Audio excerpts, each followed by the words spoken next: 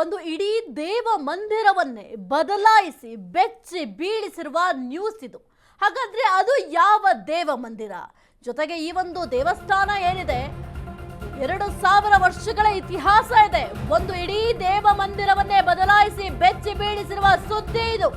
2000 ವರ್ಷಗಳ ಇತಿಹಾಸವುಳ್ಳ ದೇವಸ್ಥಾನಕ್ಕೆ 2026ರಲ್ಲಿ ಬದಲಾಗಿದ್ಯಾಕೆ?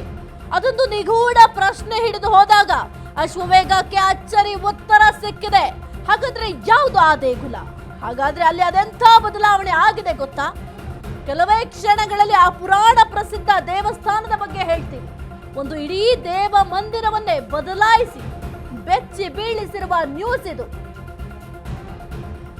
2000 ವರ್ಷಗಳ ಇತಿಹಾಸವುಳ್ಳ ದೇವಸ್ಥಾನ 2026ರಲ್ಲಿ ಇಷ್ಟರ ಮಟ್ಟಿಗೆ ಬದಲಾವಣೆಗೆ ಯಾಕೆ ನಿರ್ಧಾರವನ್ನ ಮಾಡ್ಕೊಂಡಿದ್ದಾರೆ? ಕೆಲವೇ ಕ್ಷಣಗಳಲ್ಲಿ ಆ ಪುರಾಣ ಪ್ರಸಿದ್ಧ ದೇವಸ್ಥಾನದ ಬಗ್ಗೆ ನಿಮಗೆ ತಿಳಿಸ್ಕೊಡ್ತಾ ಹೋಗ್ತೀವಿ.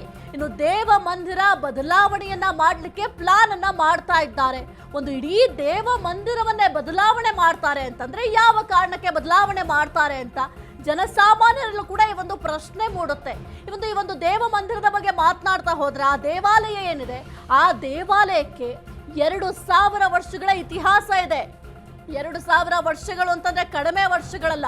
ಪುರಾಣ ಪ್ರಸಿದ್ಧವಾದಂತಹ ದೇವಾಲಯ, ಸಾಕಷ್ಟು ಇತಿಹಾಸ ಇದೆ, ಸಾಕಷ್ಟು ಪವಾಡವನ್ನ ಹೊಂದಿರುವಂತಹ ದೇವಾಲಯ.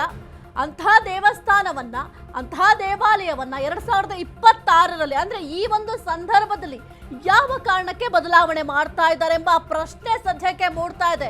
ಯಾಕೆಂತಂದ್ರೆ ಈಗ ದೇವಸ್ಥಾನಗಳನ್ನ ಬದಲಾವಣೆ ಮಾಡೋದು ಅಥವಾ ದೇವಾಲಯದ ನೈಜ ಸ್ವರೂಪವನ್ನ ಬದಲಾವಣೆ ಮಾಡೋದು ಅಂತಂದ್ರೆ ಸುಮ್ಮನೆ ತಮಾಷೆ ವಿಚಾರ ಅಲ್ಲ. ಯಾಕೆಂತಂದ್ರೆ ಅಂತಹ ದೇವಸ್ಥಾನಗಳು ಇತ್ತೀಚೆಗೆ ನಮಗೆ ನೋಡ್ಲಿಕ್ಕೆ ಸಿಗೋದಿಲ್ಲ.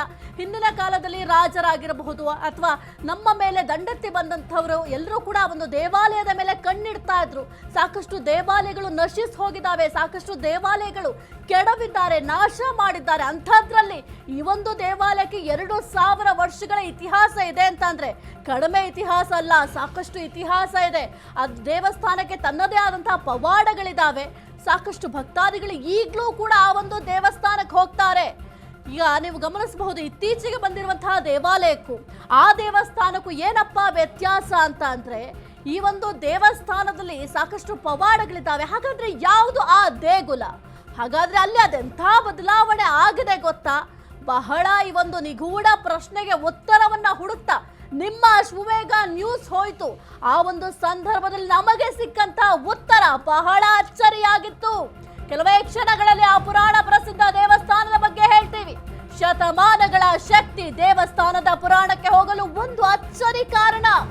ಧಾರ್ಮಿಕ ಸಾಮಾಜಿಕ ಕಾರಣಗಳಿಗಾಗಿ ಇಡೀ ದೇಗುಲದ ಸ್ವರೂಪ ಬದಲಾವಣೆ, ಧಾರ್ಮಿಕ ತಜ್ಞರ ಸಲಹೆ ಅದೆಲ್ಲವನ್ನು ಕೂಡ ಪಡೆದು ಈ ಒಂದು ನಿರ್ಧಾರ ಮಾಡಲಾಗಿದೆ. ಅಗೋಚರ ಬದಲಾವಣೆ ಅಷ್ಟಮಂಗಳ ಪ್ರಶ್ನೆಯಲ್ಲಿ ಸಿಕ್ಕಿದ್ಯಂತೆ. ಒಂದೇ ಒಂದು ವರ್ಷದಲ್ಲಿ ಐತಿಹಾಸಿಕ ದೇವಾಲಯದ ಕಂಪ್ಲೀಟ್ ಚೇಂಜ್ ಮಾಡಲಾಗ್ತಿದೆ.